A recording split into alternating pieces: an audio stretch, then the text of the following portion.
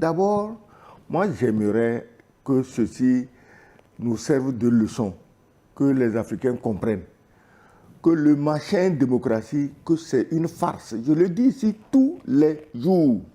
Démocratie, c'est une vraie farce, un piège à cons, et les plus cons aujourd'hui dans le monde, c'est les Africains.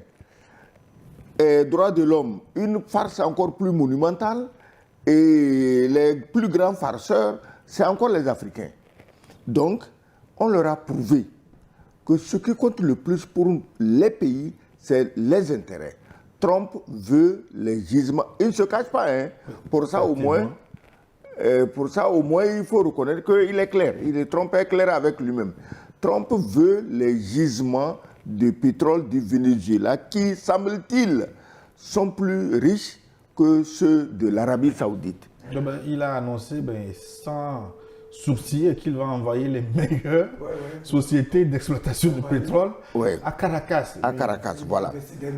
Donc, je crois qu'à un moment donné, les peuples du monde, et surtout ceux d'Amérique latine, s'étaient pris à rêver d'un monde un peu libre où il y a un droit. Non, parce que l'Amérique latine, c'est la propriété des États-Unis d'Amérique. Et ce n'est pas la propriété de l'État en tant que tel, c'est la propriété des sociétés qui produit ici la banane, qui produit là-bas le café, qui produit là-bas tel ou tel minerai.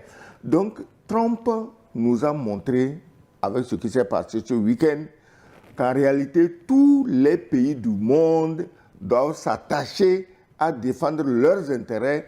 On s'en fout complètement des choses de la démocratie, on s'en fout complètement des droits de l'homme et tout le bavardage auquel les Africains se donnent dans ces domaines.